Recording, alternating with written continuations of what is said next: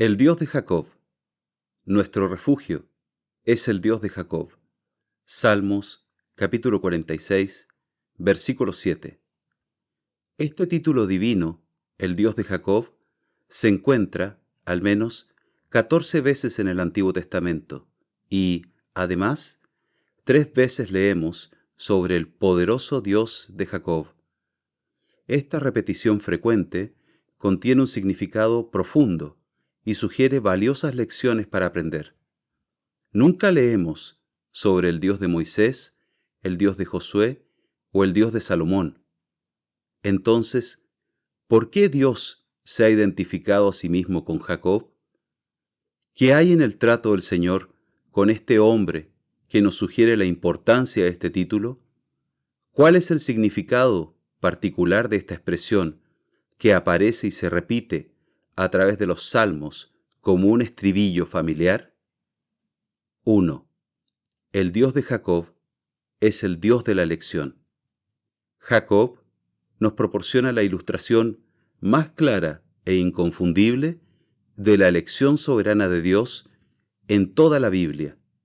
Cualesquiera que sean las objeciones que puedan surgir en referencia a la elección de Abraham por Dios para ser padre de los fieles, o de la nación de Israel para ser la destinataria de sus favores peculiares, no hay forma de dudar de la elección de Jacob por Dios.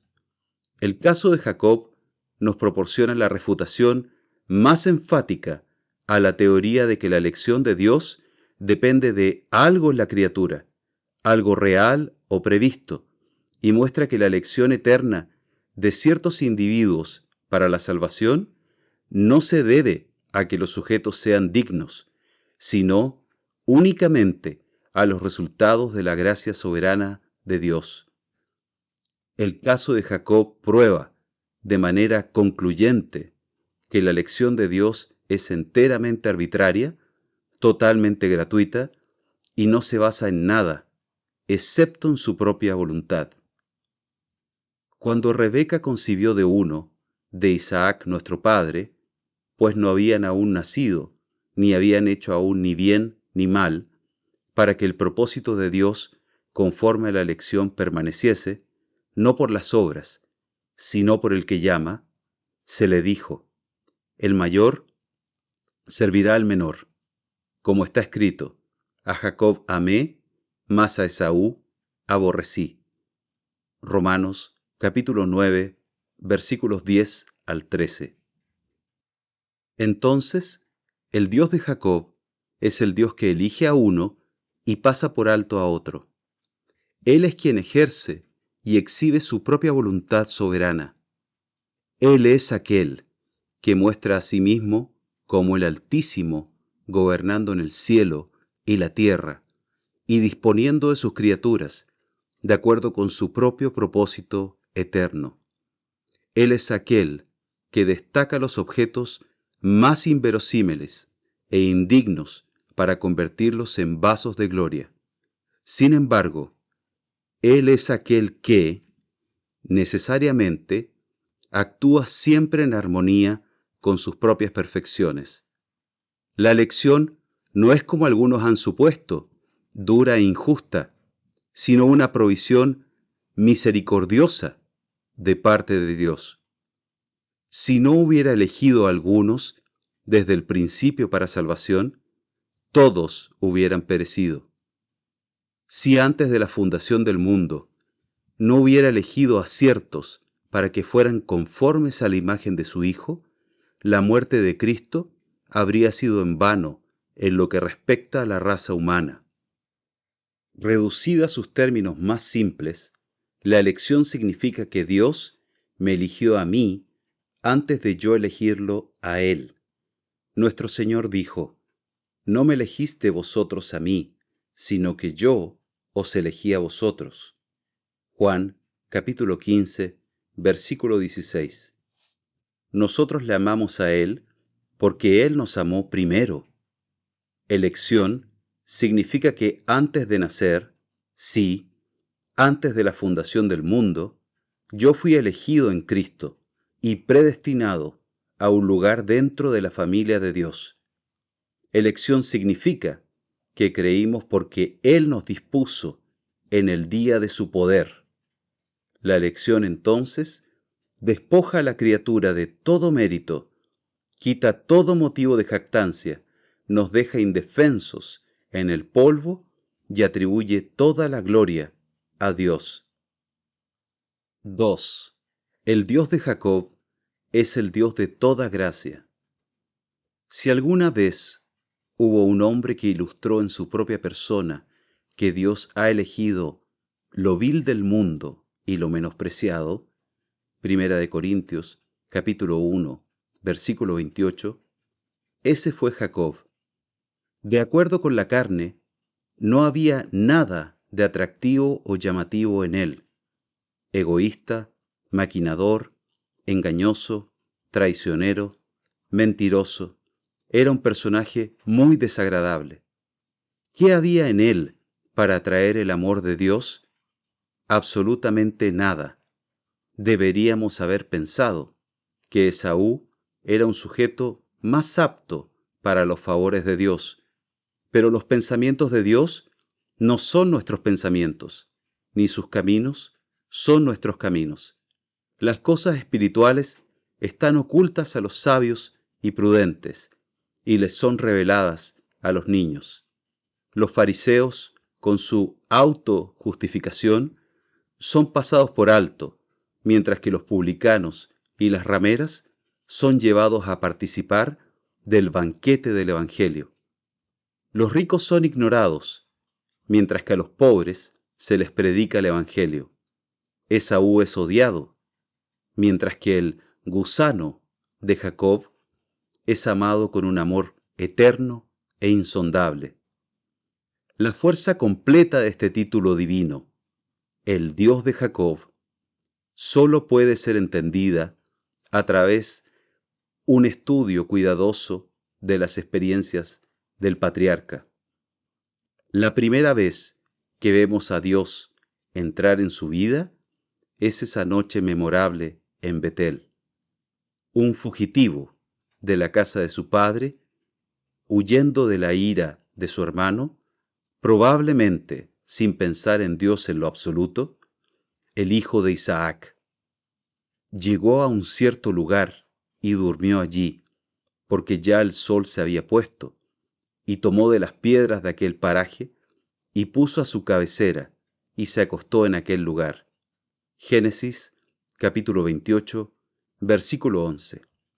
Cuando lo vemos allí, dormido sobre el suelo desnudo, obtenemos una imagen sorprendente del hombre en su estado natural. El hombre nunca está tan desamparado como cuando está dormido.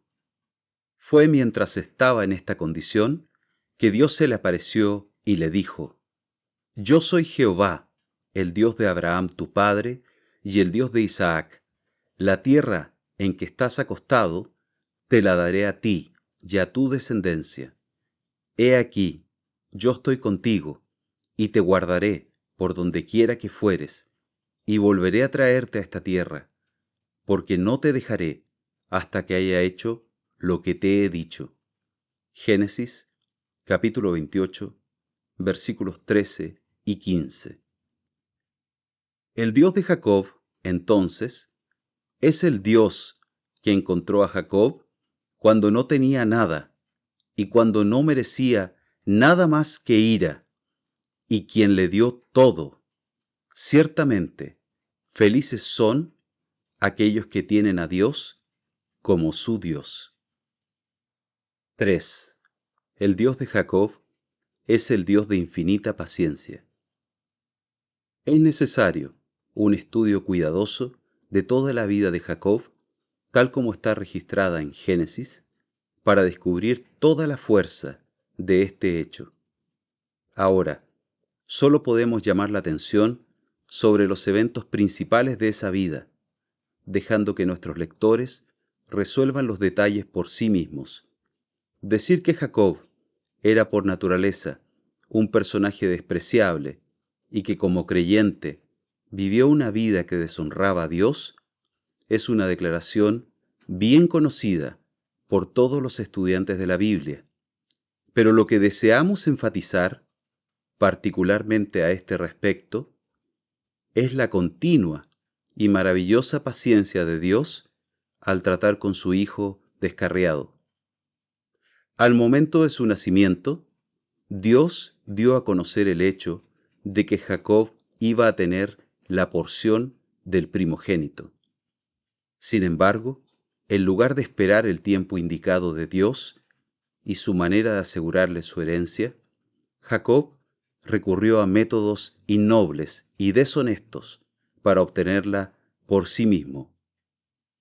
El cuadro presentado en Génesis capítulo 27 es verdaderamente patético. En resumen, los hechos fueron los siguientes.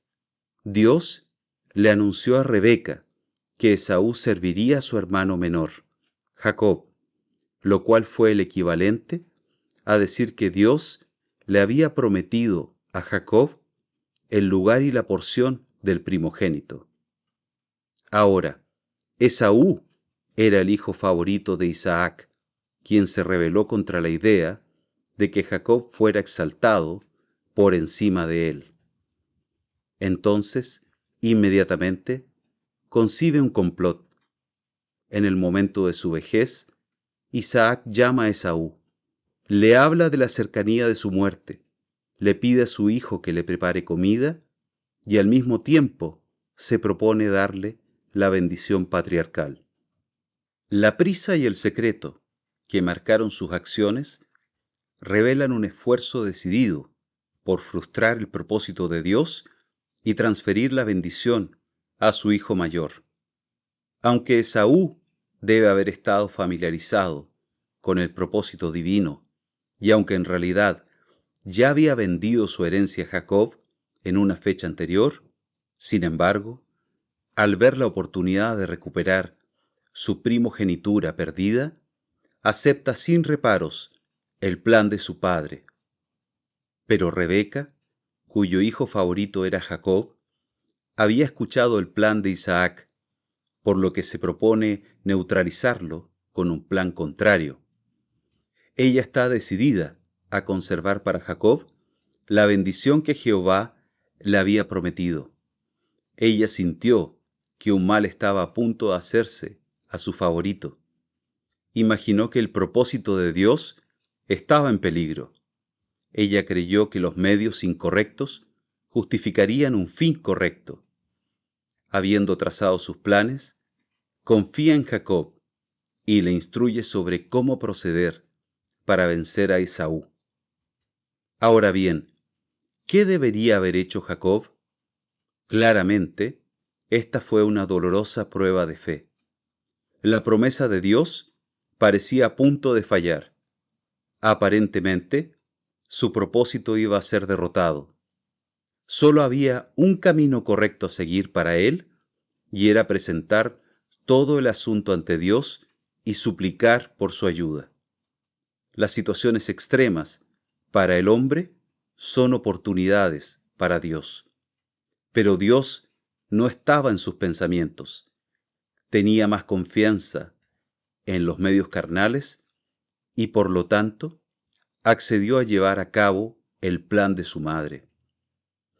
Es importante notar aquí que la caída de Jacob no fue simplemente sucumbir a una tentación repentina e inesperada. El 12º versículo de Génesis 27 destaca, inequívocamente, el hecho de que el engaño que Jacob practicó sobre su padre fue un acto deliberado y premeditado. Vio claramente su pecado ante los ojos de Dios y temió hacer caer sobre él la maldición divina. Sin embargo, obedeció desafiante las sugerencias de su madre. Sus preparativos se hicieron rápida y hábilmente, y la comida que su madre había preparado fue llevada a su padre. Él declara valientemente que él es el primogénito. La mentira sigue a la mentira. Isaac está completamente engañado y Jacob obtiene la bendición. La secuela es bien conocida. Se descubre el complot, el engaño es develado, se enciende la ira de Esaú, y Jacob huye para salvar su vida. Es en este punto que aparece la maravillosa gracia y paciencia de nuestro Dios. En la primera noche de su ausencia de casa, Dios se revela en una visión a Jacob y promete estar con el fugitivo, protegerlo donde quiera que vaya y traerlo de regreso a la tierra prometida. La respuesta de Jacob a estas declaraciones llenas de gracia revela las condiciones de su corazón. E hizo Jacob voto, diciendo: si fuere Dios conmigo, y me guardare en este viaje en que voy, y me diere pan para comer, y vestido para vestir, y si volviere en paz a casa de mi padre, Jehová será mi Dios. Génesis capítulo 28, versículos 20 al 21. Este voto que hizo Jacob revela muy bien el espíritu negociador del hombre y muestra lo poco que conocía del carácter de Dios. Pasados los años que vivió en la granja de su suegro, notamos la próxima aparición de Dios a Jacob. También Jehová dijo a Jacob: vuélvete a la tierra de tus padres y a tu parentela, y yo estaré contigo. Génesis capítulo 31, versículo 3. Años antes, en la noche en que se reveló a él por primera vez, Dios prometió traer a su hijo descarriado de regreso a la tierra prometida. Sin duda, un intenso anhelo había llenado el corazón de Jacob durante su exilio. Había llegado el momento en que Dios comenzara el cumplimiento de su promesa. Él le revela a Jacob que ahora era su voluntad que comenzara su viaje de regreso a casa. Una vez más, Dios le asegura que estará con él. ¿Cuál es la respuesta de Jacob a esto? Su primer pensamiento fue asegurarse el salario que le debía Labán, salarios que eran en forma de ganado y ovejas, muchos de los cuales habían sido obtenidos mediante un truco. Su siguiente pensamiento fue escabullirse en secreto, en lugar de decirle a su suegro que Dios le había ordenado regresar a Canaán, no haciéndole saber que se iba. Versículo 20. Se llevó el ganado de su ganancia que había obtenido en Padán Aram. Versículo 18. Tenía ausencia total de confianza en Dios. La fe en sus promesas benévolas era nula, y su conducta fue muy indigna e impropia en alguien grandemente favorecido por Jehová. Jacob siguió su camino, y le salieron al encuentro ángeles de Dios.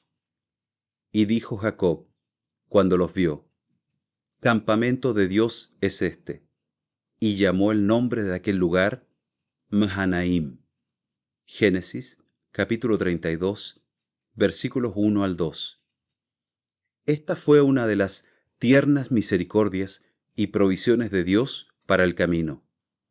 Un viaje largo y difícil le esperaba a Jacob, y de este modo el Señor le asegura a su hijo que ángeles estarían con él. Pero tan pronto como estos visitantes celestiales aparecieron y desaparecieron, Jacob se olvida de ellos por completo y actúa como si no existieran. Y envió Jacob mensajeros delante de sí a Esaú su hermano, a la tierra de Seir, campo de Edom, y les mandó diciendo: así diréis a mi señor Esaú: así dice tu siervo Jacob, con Labán he morado, y me he detenido hasta ahora, y tengo vacas, asnos, ovejas, y siervos y siervas, y envío a decirlo a mi señor para hallar gracia en tus ojos. Versículos 3 al 5.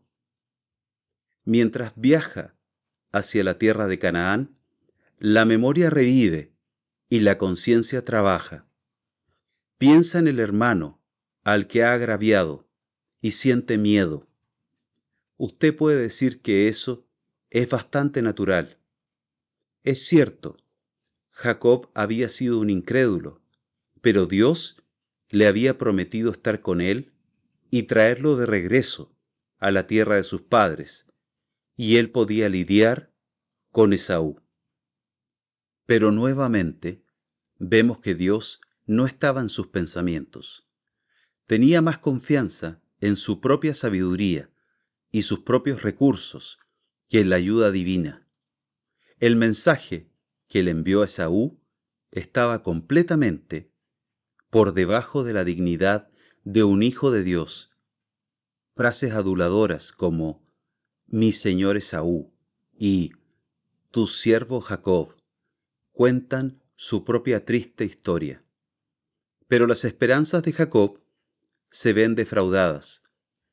Ningún saludo amistoso viene de Esaú. Al contrario, hay indicios de que tiene intenciones de tomar la vida de su hermano.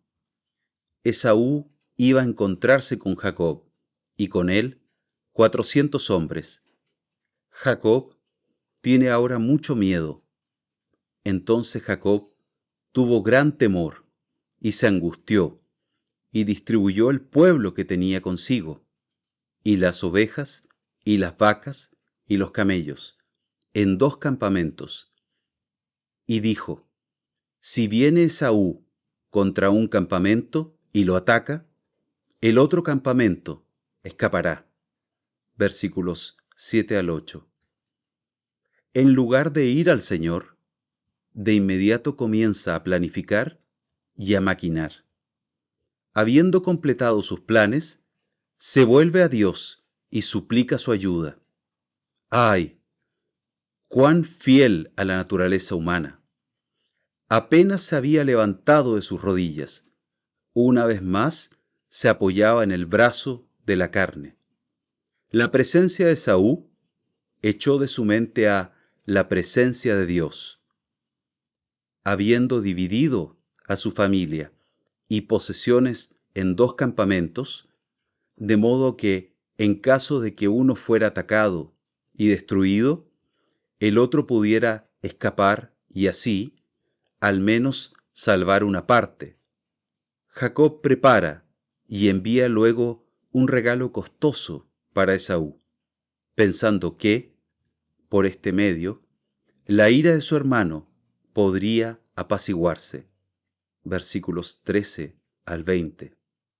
Así, en lugar de permitir a Dios manejar a Esaú, Jacob, con su servil obsequio, busca comprar el favor de su hermano. Verdaderamente, el temor del hombre pondrá lazo. Proverbios capítulo 29, versículo 25.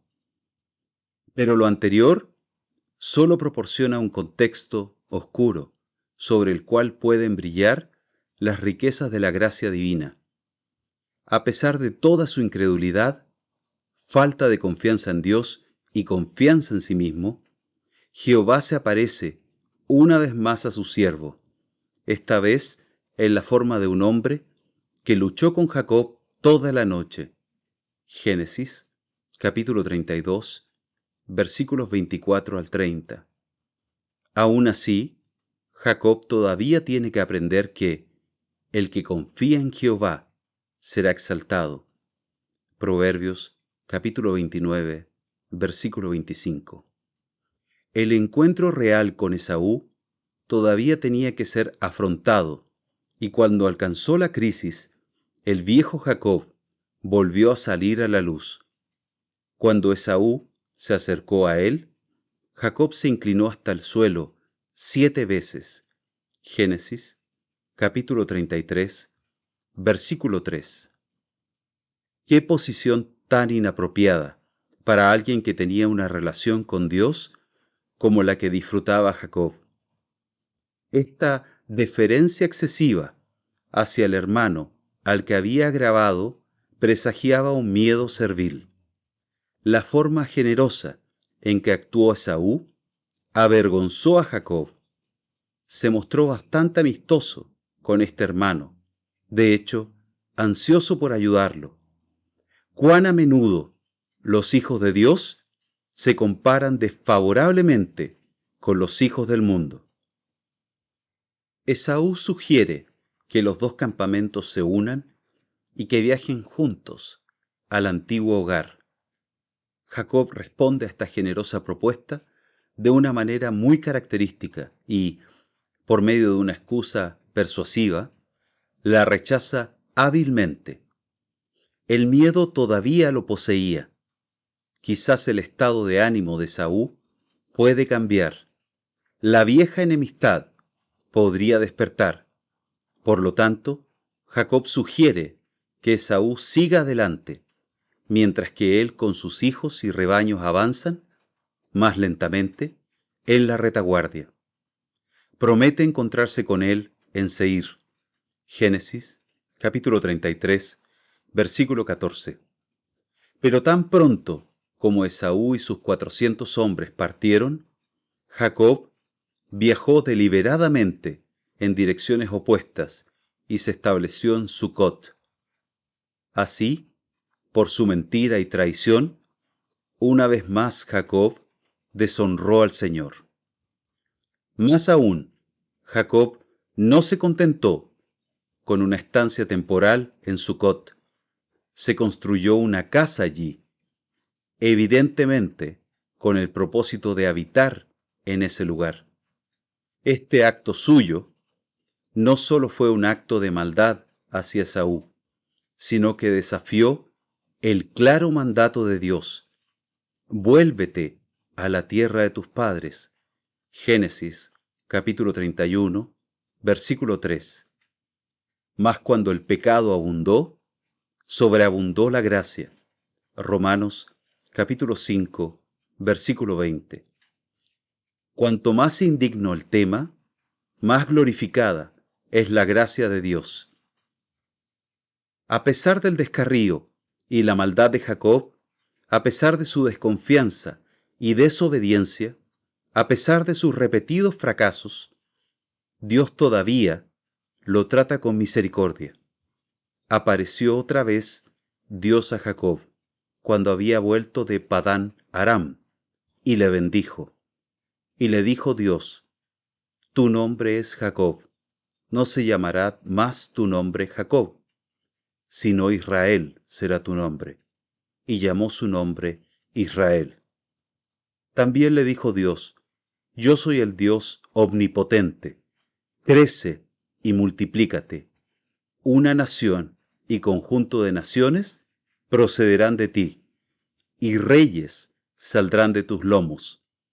La tierra que he dado a Abraham y a Isaac, la daré a ti, y a tu descendencia después de ti daré la tierra. Génesis, capítulo 35, versículos 9 al 12. Cuán incomparable es la paciencia de Dios, cuán infinita es su paciencia, cuán incomparable es su gracia. Jacob es un caso modelo. A menos que nuestra visión sea borrosa, no podemos evitar ver en la triste historia del viejo patriarca una descripción fiel de nuestras propias personalidades. Nuestra experiencia es muy parecida a la de él. El corazón maligno de la incredulidad permanece en nosotros y, muy a menudo, regula la vida del creyente. Como Jacob, siempre estamos planeando y maquinando, y luego pedimos la bendición de Dios sobre nuestras estrategias. Al igual que con Jacob, Dios se nos ha aparecido una y otra vez, nos ha alegrado con sus promesas, nos ha librado de la mano del enemigo, nos ha guiado por su espíritu, nos ha protegido con sus ángeles, pero seguimos entristeciéndolo y deshonrándolo. Somos lentos para aprender. Las nuevas crisis siempre dan como resultado nuevos fracasos. Pero bendito sea su nombre, que el Dios de Jacob es nuestro Dios. Él nos soporta con infinita paciencia, sufre nuestra torpeza con maravillosa paciencia. Él nunca nos deja ni nos abandona. Él está con nosotros hasta el final. Felices, 3 veces felices, los que pueden decir, el Dios de Jacob es nuestro refugio. Salmos capítulo 46, versículo 11. 4. El Dios de Jacob es el Dios del poder transformador. Al caer la tarde, habrá luz. Zacarías capítulo 14, versículo 7. La puesta de sol de la vida de Jacob revela el triunfo de la poderosa gracia de Dios. En las escenas finales de su vida, vemos al Espíritu victorioso sobre la carne. No solo es profundamente interesante estudiar de cerca las últimas páginas de la biografía del patriarca, sino que nos presentan los maravillosos efectos transformadores del poder de Dios. Y subieron de Egipto, y llegaron a la tierra de Canaán, a Jacob su padre, y le dieron las nuevas, diciendo, José vive aún, y él es Señor en toda la tierra de Egipto. Y el corazón de Jacob se afligió, porque no los creía. Y ellos le contaron todas las palabras de José, que él les había hablado. Y viendo Jacob los carros que José enviaba para llevarlo, su espíritu revivió. Entonces dijo Israel, basta, José mi hijo vive todavía. Iré y le veré antes que yo muera. Génesis capítulo 45, versículos 25 al 28. Al principio, la noticia de que José estaba vivo parecía demasiado buena para ser verdad, pero los carros que había enviado para tranquilizar a su padre lo convencieron. El espíritu de Jacob revivió e, inmediatamente, emprendió el viaje a Egipto. Es hermoso notar que lo primero que se registró después que comenzó el viaje fue un acto de adoración por parte del anciano patriarca. Salió Israel con todo lo que tenía y vino a Berseba y ofreció sacrificios al Dios de su padre Isaac. Génesis capítulo 46, versículo 1. Los largos años de disciplina en la escuela de la experiencia le habían enseñado, finalmente, a poner a Dios en primer lugar. Antes de descender a Egipto, adora al Dios de su padre Isaac. De inmediato, Dios se encontró con él y le dijo, Jacob, Jacob. Note la pronta respuesta, heme aquí. Génesis capítulo 46, versículo 2. No es necesario ahora enviar un ángel. Jacob ha aprendido a reconocer la voz de Dios mismo. Otra escena resalta el notable cambio que la gracia divina obró en el carácter de Jacob. También José introdujo a Jacob su padre y lo presentó delante de Faraón. Y Jacob bendijo a Faraón.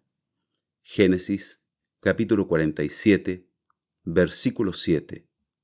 El anciano y débil patriarca es llevado ante el monarca del imperio más poderoso del mundo. ¿Y qué dignidad caracteriza ahora a Jacob? ¿Qué contraste con el día en que se inclinó 7 veces ante Esaú? Aquí no hay vergüenza ni adulación.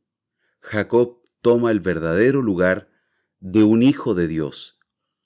Es hijo del Rey de Reyes, embajador del Altísimo.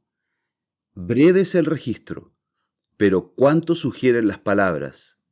Y Jacob respondió a Faraón, los días de los años de mi peregrinación son 130 años. Génesis capítulo 47, versículo 9. Por fin, Jacob había aprendido que su hogar no estaba aquí, que él era un extraño y un peregrino en la tierra. Ahora ve que su vida no es más que un viaje con un punto de partida y una meta. El punto de partida, la conversión. La meta, la gloria celestial. Y llegaron los días de Israel para morir. Y llamó a José su hijo, y le dijo: Si he hallado ahora gracia en tus ojos, te ruego que pongas tu mano debajo de mi muslo, y harás conmigo misericordia y verdad.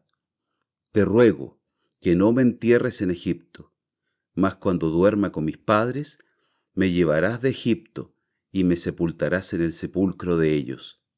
Génesis capítulo 47, versículos 29 al 30. Una vez más, vemos las evidencias del cambio que se había producido en Jacob. Esta petición suya de no ser enterrado en Egipto, sino en Canaán, lleva consigo mucho más de lo que parece. Dios había prometido, muchos años antes, darle a Jacob y a su simiente la tierra de Canaán, y ahora la promesa es aceptada. Jacob nunca había poseído la tierra, y ahora está muriendo en un país extraño. Pero él sabe que la palabra de Dios es verdadera y su fe, evidentemente, espera la resurrección. Por fin, el pecado que nos asedia fácilmente, la incredulidad, se deja a un lado y la fe triunfa. Esto se confirma con las palabras que siguen inmediatamente. Y José le juró. Entonces Israel se inclinó sobre la cabecera de la cama.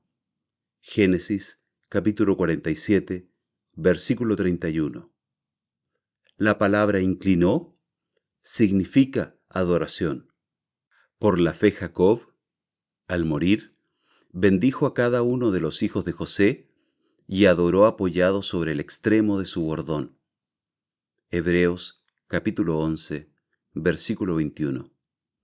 Este relato se encuentra en Génesis capítulo 48. A lo largo de este capítulo vemos cómo Dios estaba ahora en todos los pensamientos de Jacob y cómo sus promesas son el sostén de su corazón. Le cuenta a José cómo Dios se le apareció en luz, versículo 14, y cómo había prometido darle la tierra de Canaán a él y a su descendencia para posesión eterna. Habló de Dios como el Dios que me mantiene desde que yo soy hasta este día, versículo 15, y como aquel que me redimió de todo mal. Dejando a un lado las inclinaciones de la carne y la voluntad del hombre, el propio deseo de José, Jacob se inclina ante la voluntad de Dios y por fe bendice a los hijos de José. Y puso a Efraín antes de Manasés. Versículo 20. Después de bendecir a los hijos de José, Jacob se vuelve hacia el padre de ellos y dice: He aquí, yo muero, pero Dios estará con vosotros y os hará volver a la tierra de vuestros padres. Versículo 21. Qué improbable parecía esto. José estaba ahora completamente ubicado y establecido en Egipto. Ya Jacob no está caminando más por vista. Su confianza ahora era firme y, con una fe inquebrantable, capta las promesas de Dios, que su simiente heredará Canaán, y habla con un corazón lleno de una tranquila seguridad. La última escena, Génesis 49, presenta un clímax apropiado y demuestra el poder de la gracia de Dios. Toda la familia está reunida en torno al patriarca moribundo y, uno a uno, los bendice. A lo largo de su vida anterior, Jacob se ocupó únicamente de sí mismo, pero al final se ocupa únicamente de los demás, En los días pasados, él estaba, principalmente, preocupado por planificar las cosas presentes, pero ahora, ver Génesis, capítulo 49, versículo 1, no ha pensado más que en cosas futuras. Una palabra aquí es profundamente instructiva. Tu salvación esperé, oh Jehová. Capítulo 49, versículo 18.